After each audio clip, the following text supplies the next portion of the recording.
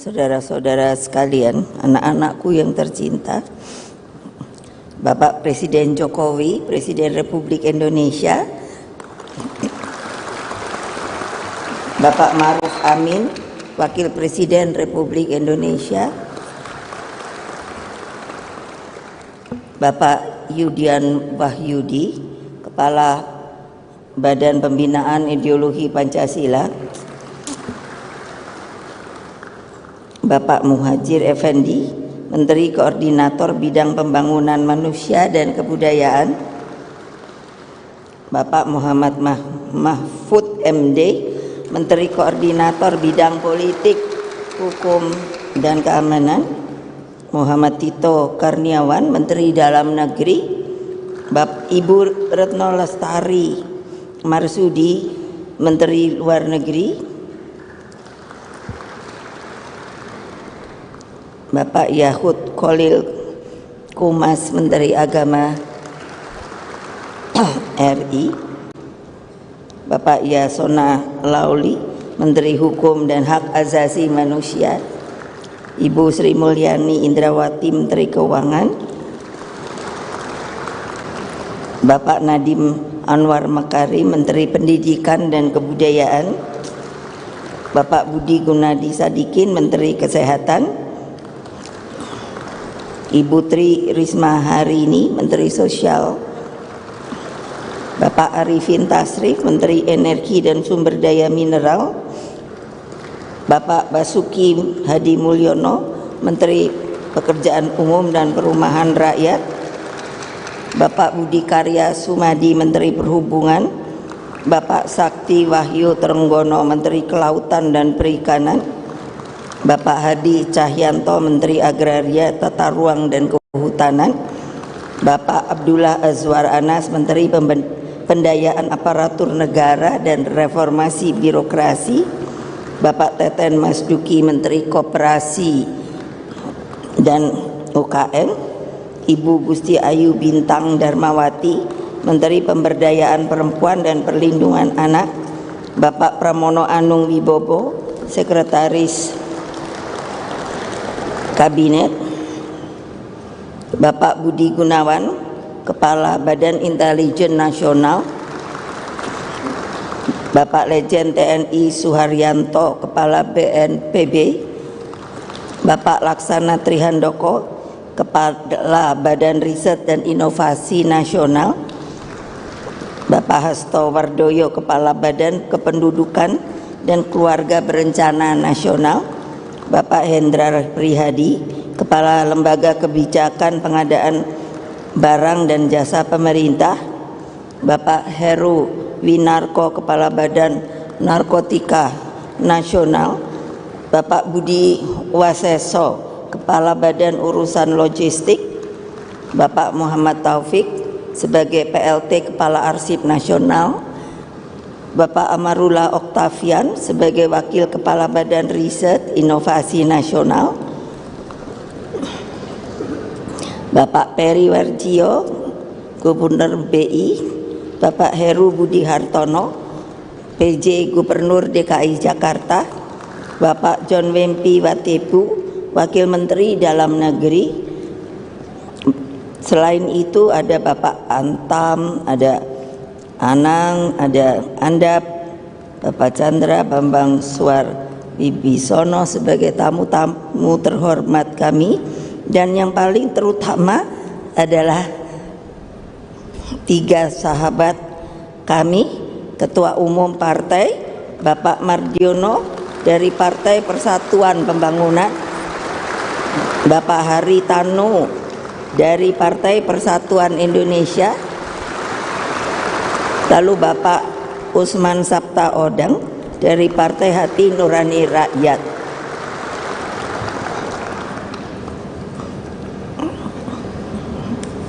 Bapak Presiden, karena penugasan Bapak kepada saya sebagai Ketua Badan Pembinaan Ideologi Pancasila, maka seperti juga seizin Bapak, kami ingin memperkenalkan terutama siapapun yang merasa adalah bangsa Indonesia dan mengakui ideologi Pancasila, maka memperkenalkan suatu salam.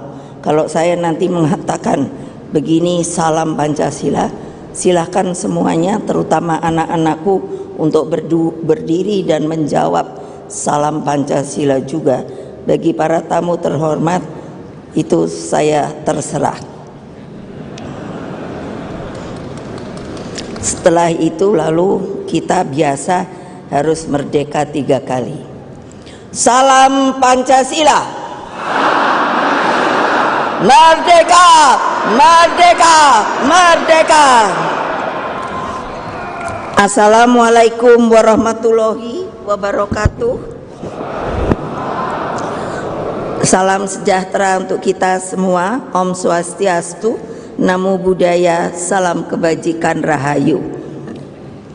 Puji syukur kehadirat Allah Subhanahu wa Ta'ala, sehingga rapat kerja nasional keempat ini PDI Perjuangan dapat diselenggarakan. Setelah itu pada pemilu 2024 nanti juga kita akan mengadakan sebagai informasi Rakernas kelima atau yang terakhir dalam DPP periode ini, dan selanjutnya Kongres ke-6 pada tahun 2025. Rakernas ini tentu semuanya sudah mengetahui sangatlah penting bagi memberikan arah masa depan bagi Indonesia yang pada hari ini saya mengatakan adalah Indonesia yang berdaulat di bidang pangan. Saudara-saudara sekalian, anak-anakku dimanapun berada, begitu juga bagi seluruh rakyat Indonesia yang saya cintai. Bapak bangsa kita, Bung Karno, telah lama menegaskan bahwa dalam suatu pidatonya beliau berkata, pangan itu berkaitan dengan mati hidupnya suatu negeri. Kalau kita bisa lihat, maka hal inilah yang kini terjadi dalam perang Rusia dengan Ukraina. Pangan telah menjadi senjata yang sangat ampuh di dalam membangun hegemoni suatu negara. Di tengah pertarungan geopolitik ini, ketergantungan Indonesia terhadap impor pangan semakin besar. Kalau saya coba untuk membaca sebagai masukan, konsumsi gandum misalnya telah meningkat signifikan dari 4% pada tahun 1970 menjadi 28% pada 2022.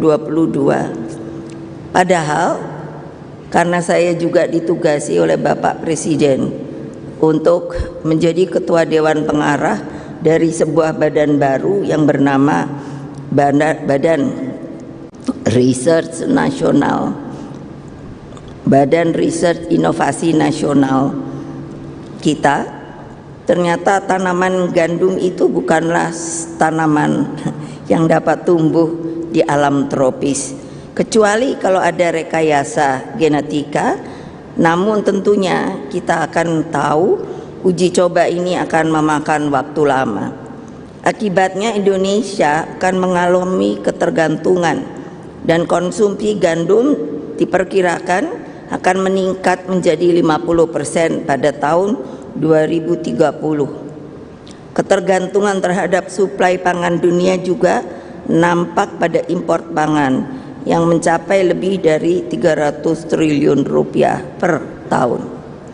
Sebagai pemikiran, dalam ketergantungan ini sekiranya kalau dilihat dari keadaan global warming sekarang, kalau negara-negara yang mempunyai atau yang mengekspor hal-hal seperti ini tidak mau lagi mengekspor atau mengeluarkan hasil buminya, lalu pertanyaannya, bagaimana untuk kehidupan kita? Hadirin sekalian, beberapa pekan terakhir ini Indonesia telah terasakan dihadapkan pada persoalan kenaikan harga beras dan kebutuhan pokok lainnya. Kalau kembali dilihat, karena kita ternyata tergantung sekali dalam kehidupan kita untuk berkonsumsi beras. Terlebih dengan tingkat konsumsi beras berkapita sebesar 96 kg dan itu ternyata tertinggi di dunia. Sementara sebenarnya konsumsi beras yang sehat adalah 60 kg per orang per tahun. Tingginya konsumsi beras membawa implikasi terhadap kesehatan seperti penyakit-penyakit, termasuk yang paling sangat sekarang menuju penyakit mungkin yang cukup masuk tertinggi adalah sakit gula atau diabetes. Pada gilirannya rendahnya diversifikasi pangan akan menjadi beban bagi nasional kita. Persoalan pangan tidak hanya bisa dijawab secara teknokratis, sebab masalah pangan sangat erat dengan aspek ideologis tentang keberpihakan, tentang komitmen Indonesia untuk berdiri di atas kaki sendiri di bidang pangan, dan tentang petani sebagai orientasi kebijakan terpenting. Karena itulah apa yang telah disampaikan Bung Karno, bahwa dari lidah dan perut rakyat Indonesia tidak boleh terjajah oleh makanan impor. Bisa menjadi bahan otokritik atas praksis ideologi di bidang pangan. Hadirin sekalian, anak-anakku yang kucintai, rakyat Indonesia yang saya cintai dimanapun mereka berada. Dalam perspektif ideologi tentang demokrasi ekonomi, nilai kemanusiaan dan keadilan sosial dalam Pancasila menjadi falsafah yang sebenarnya sangat-sangat penting. Kemanusiaan menekankan semangat pembebasan dari segala bentuk penindasan dan penjajahan, sedangkan keadilan sosial mengamanatkan tidak boleh ada kemiskinan dalam buminya Indonesia merdeka. Karena itu mengapa ketika kita berulang tahun saya mengambil tagline adalah fakir miskin dan anak-anak terlantar harus dipelihara oleh negara. Itu adalah ucapan Undang-Undang Dasar 1945. Saya mengatakan mungkin kalau ada yang tidak setuju, berarti tidak setuju kepada kata-kata di dalam Undang-Undang Dasar 1945. Perspektif ideologis inilah yang harus kembali dibumikan ke dalam prakteknya. Dengan panduan ideologis ini dapat dirancang teknokratis dan fokus bagaimana mengurangi ketergantungan kita pada impor kedelai, daging sapi, hortikultura, bawang putih, garam, dan lain sebagainya. Selama kita semua punya tekad mengurangi impor, maka semua yang diimpor saat ini bisa kita adakan sendiri. Karena Indonesia ini adalah diberkahi sebagai sebuah negara yang kaya raya. Pendekatan ideologis menempatkan pangan sebagai nafas kehidupan bangsa. Rancangan teknokratisnya pun harus dari hulu ke hilir. Hulu hilir dalam cara berpikir, tetapi juga dalam pelaksanaannya. Implementasinya pun bersifat progresif dengan menempatkan petani dan nelayan atau pengembang budidaya laut sebagai sebuah sentral kebijakan. Karena itulah dalam Rakernas keempat ini sengaja kami hadirkan perwakilan para petani dan juga nelayan budidaya laut se-Indonesia.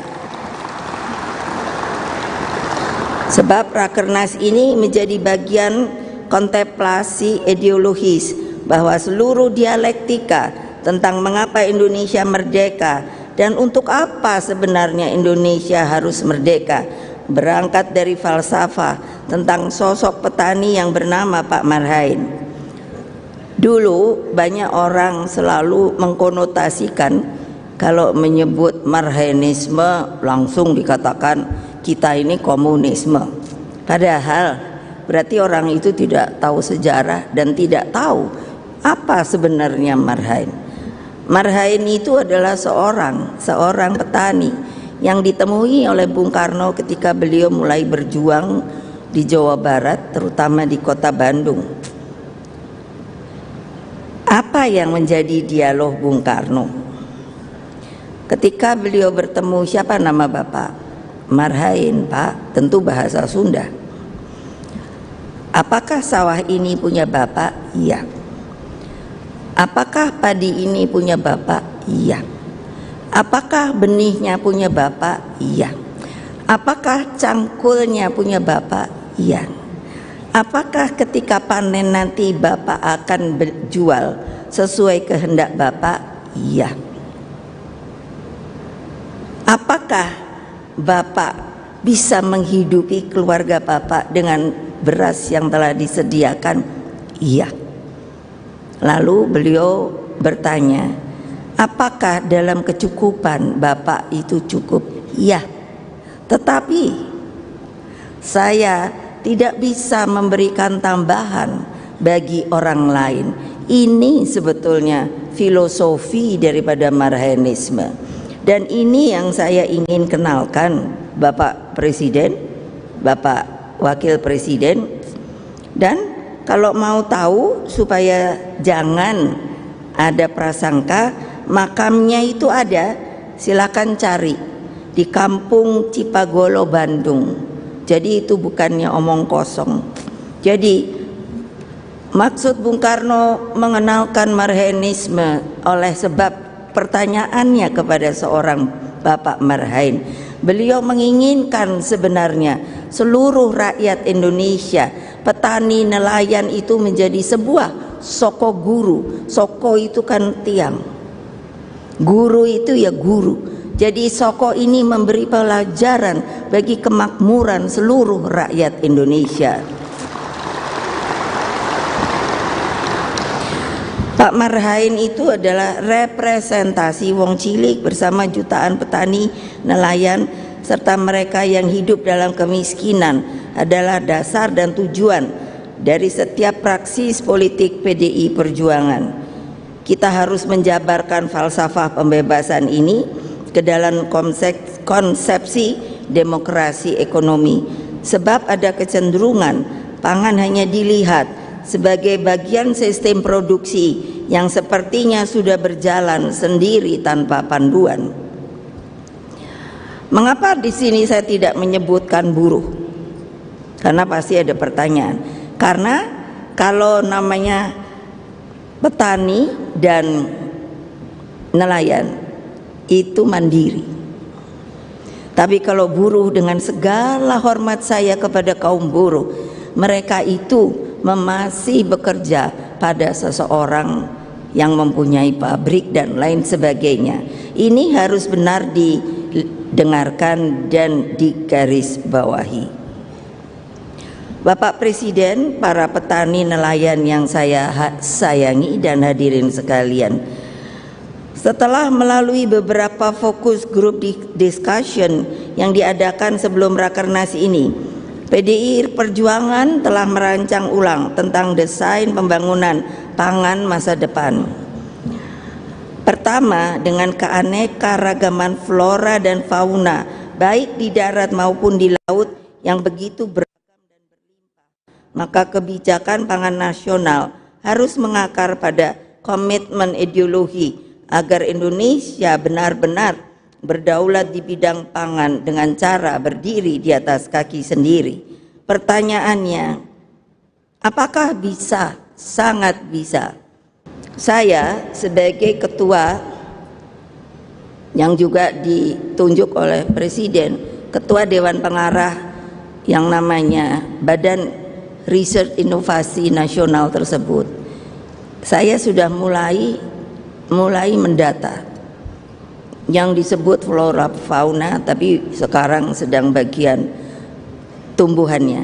Belum 6 bulan Bapak Presiden sudah terjumlah mulai terangkat ada 2 juta tanaman yang telah didata dan masih terus untuk dilaksanakan. Oleh sebab itu makanya kita harus percaya pada diri kita bahwa kita bisa berdiri di atas kaki sendiri, anak-anakku. Tanpa ragu sedikit pun PDI Perjuangan menyatakan bahwa ke depan pangan bisa menjadi lambang supremasi kepemimpinan Indonesia bagi dunia. Hal ini saya untuk tulis, itu saya renungkan bahwa jangan nanti Ibu Mega kok sombong ya, bisa sampai menyampaikan seperti itu. Tapi saya sangat yakin dengan adanya BRIN, dan di BRIN itu sudah terhitungkan jumlah pekerja atau pegawai itu 16.000 Bapak. Yang 10.000 itu adalah per-research, yang 6.000 itu adalah pegawai dan lain sebagainya. Jadi terbayangkan tidak kalau ada yang ragu kita tidak bisa berdiri di atas kaki sendiri. Kedua, seluruh desain politik ekonomi pangan harus menempatkan petani dan nelayan sebagai sentral kebijakan. Di sini harus dibangun sebuah keyakinan dan tentunya fokus bahwa melalui campur tangan negara, petani dan nelayan bisa menjadi tuan di negerinya sendiri.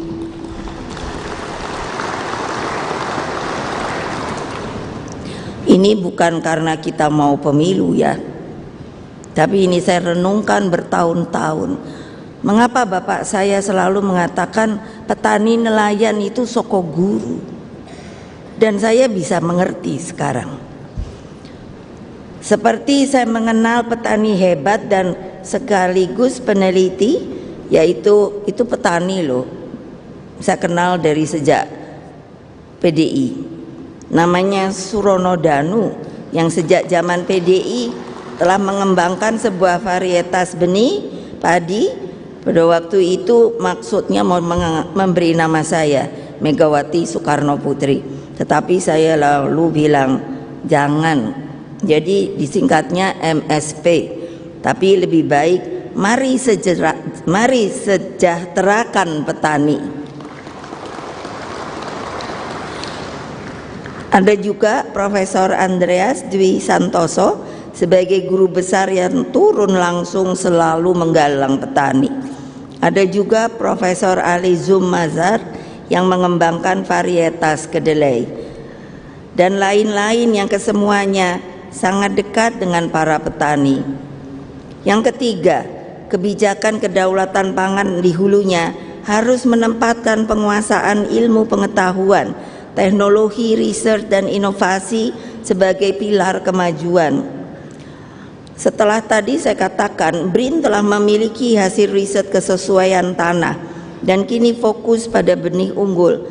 Terkait nelayan, BRIN juga telah mengembangkan aplikasi teknologi untuk memberikan arah bagi penangkapan ikan. Itu maksudnya kalau sekarang nelayan itu kalau dia mau menangkap ikan, dia tidak tahu yang akan ditangkap itu ikan apa, di mana jurusnya. Dan untuk itulah kami sedang terus menggodok untuk bisa mengembangkan aplikasi teknologi ini sehingga dapat dilihat kalau ditanya sekarang musim ikan apa, lalu di mana yang terbanyak, maka bisa diberikan koordinatnya di sana sehingga dia dapat segera pergi ke sana. Di dalam stand pameran ini di belakang tadi Bapak sudah sekilas melihat, pameran juga bisa dilihat teknologi hujan buatan dengan drone karya anak bangsa dan juga pengolahan sorghum. PDI Perjuangan selalu meyakini bahwa para peneliti kita sebenarnya hebat-hebat, tetapi belum didaya gunakan itu dengan maksimal. Hanya harus dibangunkan idenya daya imajinasinya, kreativitasnya, dan yang terutama adalah semangat juangnya agar hasil riset dan inovasi dapat dimanfaatkan secara nyata bagi kepentingan rakyat. Dalam cara pandang ini, saya selalu menyebut para peneliti dimanapun juga, termasuk di bidang pangan, adalah pahlawan kita masa depan.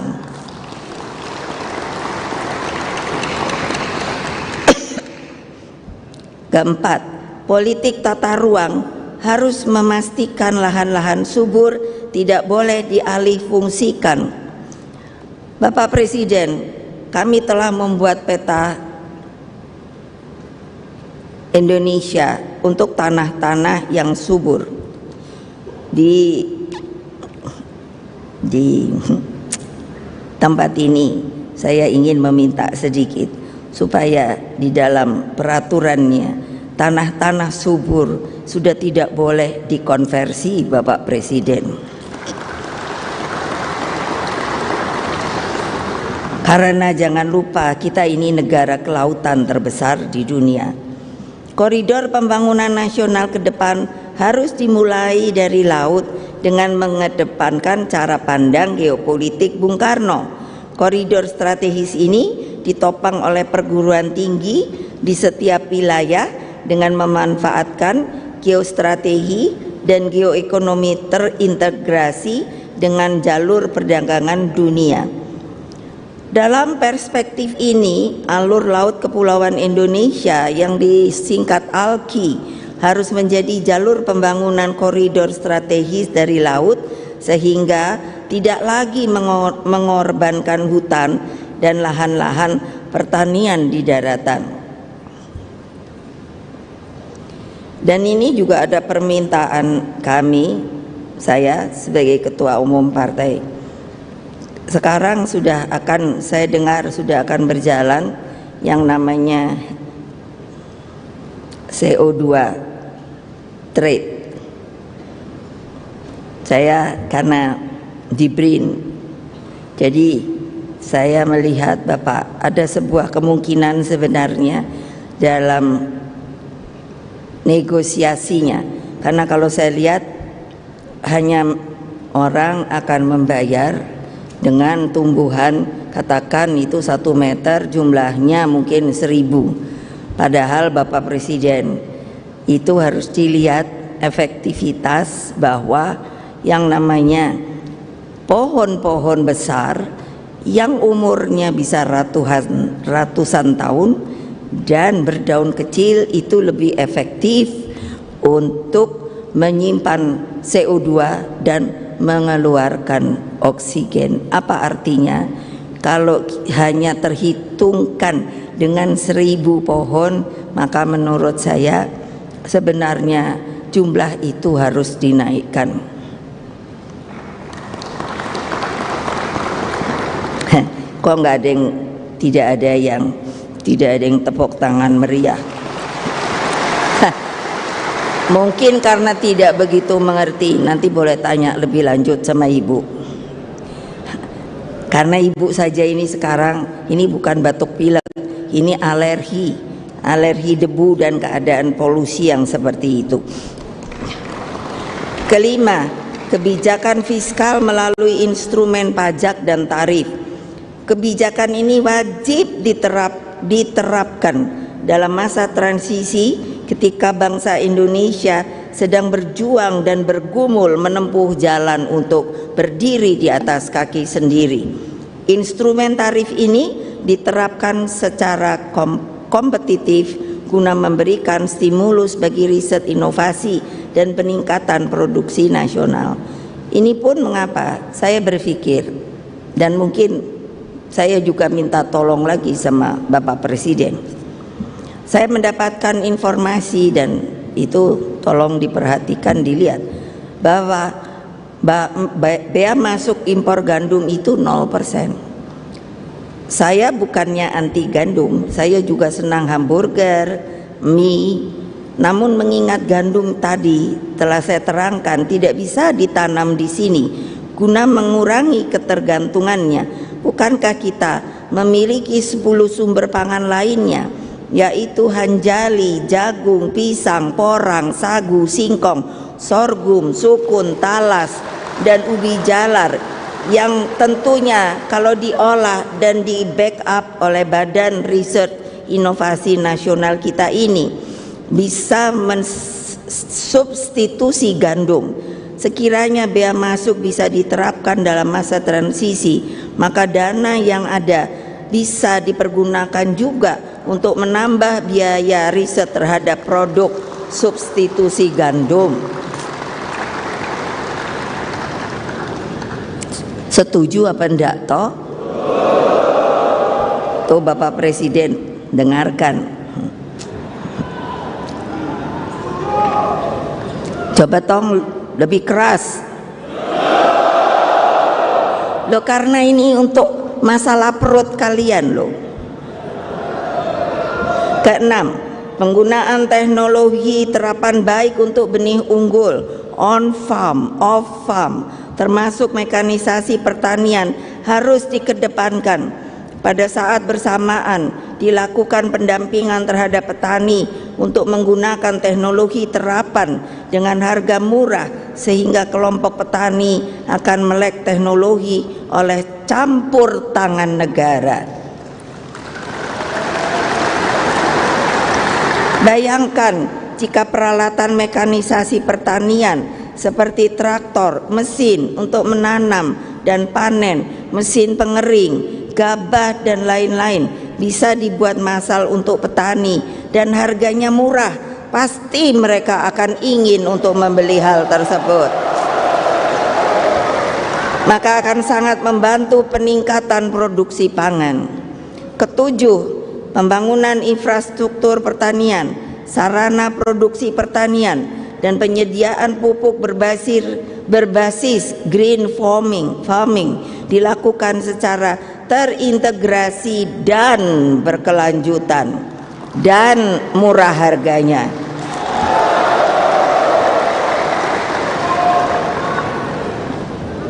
Iya kan? Iya kan? Iya kan? Sip. Kedelapan, pentingnya konsolidasi kebijakan pemerintah pusat dan daerah, termasuk reformasi birokrasi berbasis kinerja, ditinjau dari peningkatan produksi pangan dan diversifikasi pangan untuk rakyat.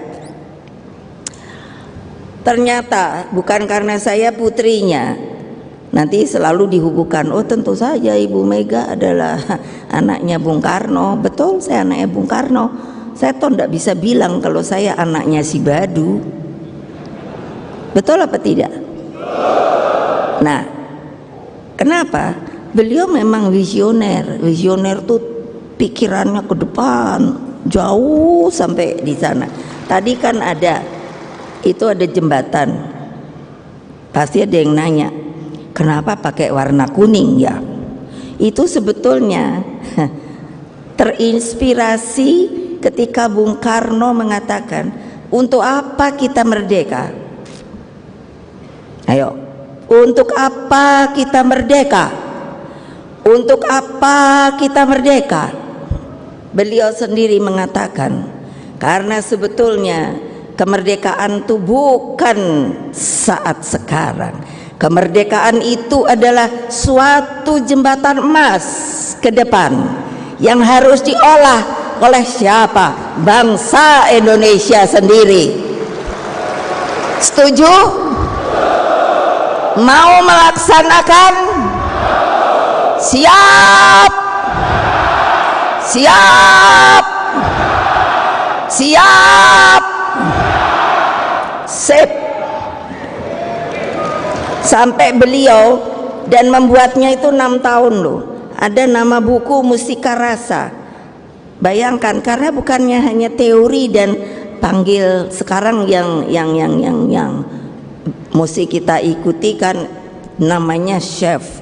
Jadi sudah ahli koki. Tapi beliau pergi menyuruh timnya ke seluruh Nusantara kita mengambil resep-resep yang namanya diberi nama buku Mustika Rasa, tebalnya sebegini.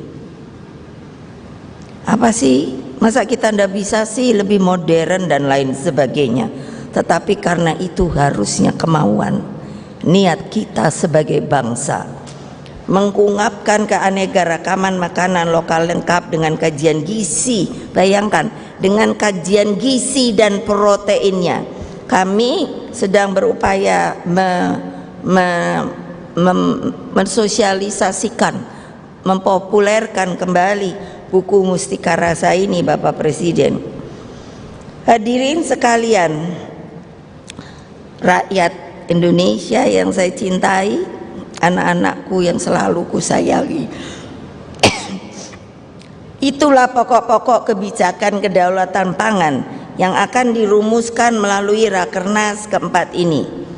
Dan apa yang telah dilakukan Presiden Jokowi dengan gerbang kemajuan melalui pembangunan infrastruktur seperti bendungan, embung, saluran irigasi pertanian, dan seperti tadi telah saya katakan, membentuk Badan Riset dan Inovasi Nasional atau BRIN, telah membangkitkan optimisme terhadap jalan Indonesia yang berdaulat di bidang pangan.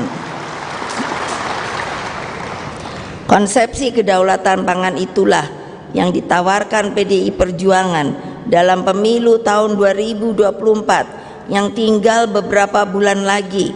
PDI Perjuangan tidak akan pernah menyerah di dalam menjalankan politik kedaulatan pangan tersebut. Itulah komitmen pokok partai pada pemerintahan yang akan datang dengan memenangkan pemilu legislatif dan Bapak Ganjar Pranowo sebagai Presiden Republik Indonesia ke-8. Sanggup? Sanggup? Sanggup? Nah, akhirnya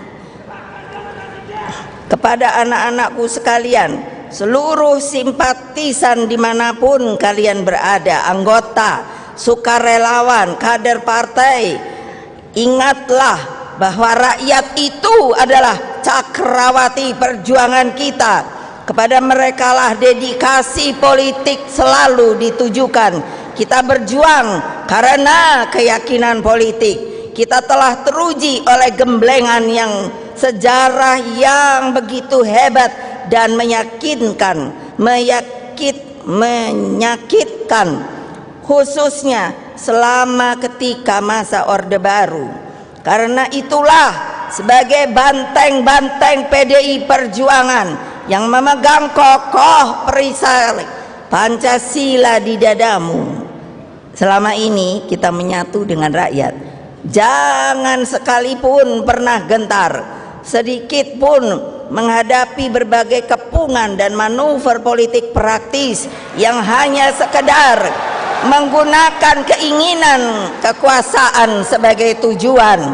Berpolitiklah dengan seluruh semangatmu, dengan nuranimu, dengan mata hatimu, dan setialah kepada sumbermu, yaitu rakyat, rakyat, rakyat. Siap, siap, siap. Nah, kan kadang itu orang kan suka apa ya, kayak bikin pantun. Saya coba-coba juga. Tolong dengarkan ya. Tapi ininya lain kalau ibu. Jangan pernah gentar diterjang badai. Karena apapun. Karena apa? Badai pasti berlalu.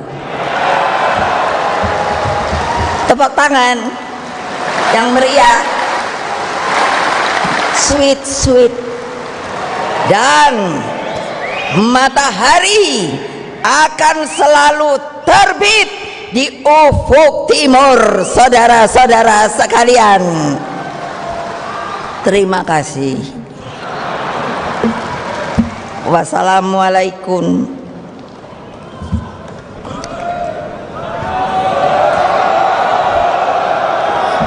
Wassalamualaikum warahmatullahi wabarakatuh. Dengan mengucapkan bismillahirrohmanirrohim, maka Rakernas keempat PDI Perjuangan dan sekaligus pembekalan calon anggota legislatif serta pemenangan agenda pemilu tahun 2024 secara resmi saya nyatakan dibuka.